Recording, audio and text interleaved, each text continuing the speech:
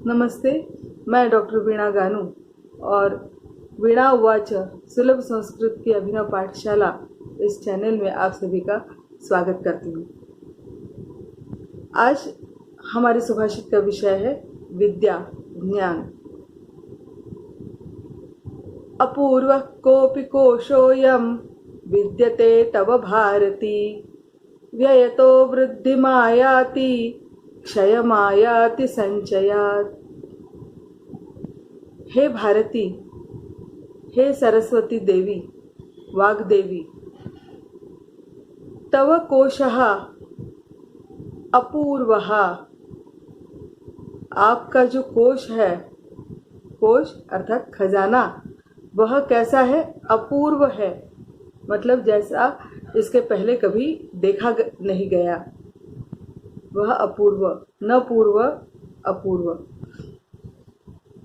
क्यों अपूर्व है? तो इसका कारण कवि देते हैं कि इसे व्यय करने से, इसे खर्च करने से यह कोश बढ़ता है और इसे जमा करके रखने से, किसी को ना देने पर यह स्वयं नष्ट हो जाता है। ये जो कथन शैली है बहुत ही रमणीय है, इसलिए कि हमें यह पता है कि कोई भी कोश हो, धन का हो, धान्य का हो, उसमें से अगर धन या धान्य हम किसी को दें तो थोड़ा सा कम होता है, फिर और किसी को दें तो और कम होता है। ऐसा करते करते अगर हम देते गए, उसको जमा नहीं किया, तो एक न एक दिन जाकर यह समाप्त होने वाला है। और अगर हमने किसी को नहीं दिया तो वो हमारे पास बढ़ेगा। उसी को अगर बैंक में रख दे धन को, तो उस पर सूद मिलाकर वह बढ़ते जाएगा। यह हमें पता है, लेकिन कवि तो उल्टी ही बात कर रहे हैं कि खर्चा करने से बढ़ता है, ना करने से नष्ट होता है। तो ये जो कथन की शैली जो है, ये सुभाषित को रमणीय, सुंदर बना देती है। फिर एक पल के लिए ही सही वाचक या श्रोता सोच में पड़ जाता है कि भला ऐसे क्यों कहा गया हो। फिर हमें समझ में आता है कि वही बात जो सीधी कही जा सकती थी, उसको थोड़ा सा सुंदर शब्दों में लपेट कर कवि ने हमारे सामने प्रस्तुत किया है कि ये कौन, किसका कोश है? ये सरस्वती देवी का, वाग्देवी का। अब उसका कोश क्या होगा? अर्थात ज्ञान, विद्या। तो यह विद्या ऐसी है, उसका कोश जो विद्या से भरा है, ज्ञान से भरा है, तो वह उसमें से अगर कुछ खर्चा होता है तो विद्या ही खर्च होगी, ज्ञान ही होगा। और जो हम विद्या दान करते हैं, किसी को ज्ञान का दान करते हैं, तब क्या होता है? वस्तुतः हमारा उतना ही अभ्यास होते जाता है और हमारा जो विद्या है, हमारी जो विद्या है, जो ज्ञान है, वह पक्का होते जाता है। हम उसमें निपुण, कुशल बन जाते हैं। और क्षयम आयाति संचयात, अगर हम इसको संचय करके रखते हैं, अर्थात किसी को दान नहीं देते, कोई अगर पूछने आता है कि तुम्हें अमुक एक विषय के बारे में सब पता है, तो थोड़ा सा हमें इसे समझाओ। आप अगर नहीं समझाते हो तो वह तो विन्मुख होकर चला जाएगा ही, लेकिन विद्या के लिए जो अभ्यास आवश्यक है वह आपका हुआ नहीं।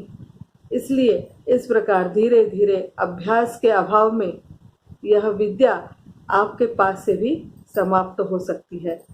तो यही कहने का आशय है कवि का, और इसे इतने सुंदर अर्थ पद्धति से समझाया गया है।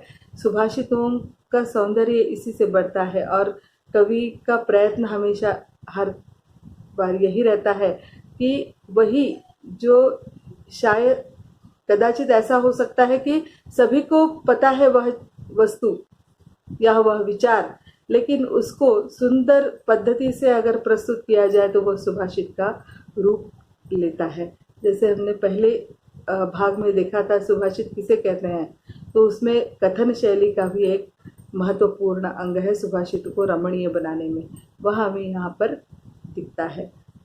ये तो हमारी भी बात है। जैसे हम कहते हैं कि जैसे पुराने लोग, मतलब जैसे वयोवृद्ध जो हैं, उनका कहना, उनका सिखाना हमें समझता है, या किसी भी विषय को लेकर अगर हम उनके पास जाते हैं तो हमें हमारी समस्या का समाधान मिलता है।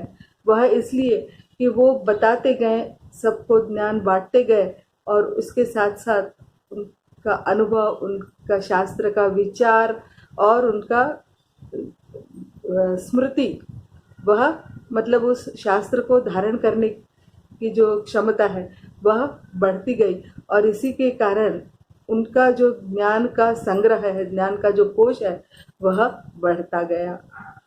तो ये एक साधारण तथ्य कवि ने बहुत सुंदर पद्धति से समझाया है। मुझे पता नहीं, लेकिन शायद मैनेजमेंट वगैरह जो नई आजकल शाखा विधाएं प्रस्तुत बढ़ गई हैं, उनमें भी शायद ये किसी अलग पद्धति से समझाया जाता होगा, जो हमारे कवि ने 2 पंक्तियों में हमें समझाया है। यह इसके अर्थ के बारे में हुआ। थोड़ा सा इसका व्याकरण भी देख लेते हैं। अपूर्वक कोपि कोशोऽयं विद्यते तव भारती। भारती यह संबोधन है यहाँ पर, इसलिए इसे ह्रस्व लिखा जाएगा। वैसे भारती शब्द दीर्घ इकारांत है, लेकिन संबोधन जब हम इसका प्रयुक्त करते हैं तब उसे ह्रस्व इकारांत ही लिखते हैं। अपूर्व कोश का विशेषण है, तो जैसे मैंने शायद कदाचित पहले बताया है कि विशेषण जो है, विशेष का लिंग विभक्ति वचन धारण करता है, इसलिए कोश पुल्लिंग होने के कारण अपूर्व शब्द भी पुल्लिंग हुआ। कोपी में भी कहा अपि, यह संधि है, तो यह कहा मतलब कोई अलग ही इस प्रकार अर्थ व्यक्त करने में कोपी शब्द प्रयुक्त होता है, तो वह भी पुल्लिंगी है, क्योंकि कोश शब्द पुल्लिंगी है। भाषा की शैली के बारे में यहाँ पर थोड़ा सा तीसरी और चौथी चरण में, दूसरी पंक्ति में हम थोड़ा देखेंगे। व्ययतो वृद्धिमायाति, वृद्धिमायाति, और संचयात क्षयमायाति। वृद्धिमायाति, क्षयमायाति, यह संस्कृत की लेखन पद्धति है। हम हिंदी में क्या कहेंगे उसे, कि वह बांटने से वह बढ़ता है, तो बढ़ता है, नष्ट होता है, इसको वृद्धिम गच्छति, वृद्धि की तरफ जाता है, वृद्धि की ओर जाता है, क्षय की ओर जाता है, यह संस्कृत की कथन पद्धति है। तो इसके ऊपर भी थोड़ा सा ध्यान देकर उसके बारे में विचार कर सकते हैं और इसको अपनी भाषा में भी प्रयुक्त कर सकते हैं। अलंकार के बारे में थोड़ा बताना है कि कवि भारती को कहता है, सरस्वती देवी को कहता है कि देवी आपका कोश कोई अलग ही है। अब क्यों अलग है, इसका कारण अगली पंक्ति में सुनाया है कि सामान्यतः खर्च करने से समाप्त होता है और सुरक्षित रखने से बढ़ता है, या कम से कम जितना है उतना रहता है। ऐसा होने पर भी इसका कोश जो अपूर्व है, उसका कारण जो है कि यह बांटने से बढ़ता है और रखे रहने से नष्ट होता है, तो उसके अपूर्वता का यह कारण है। ऐसी स्थिति जब, ऐसा वर्णन जब हमें श्लोक में मिलता है, तो वह एक अलग प्रकार का अलंकार है, काव्यलिंग अलंकार जिसे कहते हैं। कहने के तो शायद इसे बहुत रसिक सहृदयों को इसे अलंकार मानने में थोड़ी असुविधा होती है। उन्हें यह अलंकार है, यह नहीं उनको विश्वास होता। लेकिन इस श्लोक में हम देखते हैं कि उसी काव्यलिंग अलंकार के कारण इसमें जो सौंदर्य बोध हमें होता है वह उसका कारण यह अलंकार ही है। काव्यलिंगम हेतोर वाक्य पदार्थता। जब कवि किसी वाक्य का वर्णन करता है और उसका कारण ही उस श्लोक का अवशिष्ट अंग बन जाता है। जैसे यहाँ पर शुरुआत में प्रारंभ में जो कहा गया है कि तुम्हारा कोश अपूर्व है और उस अपूर्वता का कारण ही वहाँ पर बताया है, तो ऐसी अवस्था में यह काव्यलिंग अलंकार होता है। अभी तक के लिए इतना ही, फिर मिलेंगे अन्य सुभाषित के साथ। तब तक के लिए आज्ञा दीजिए। धन्यवाद। फिर मिलेंगे।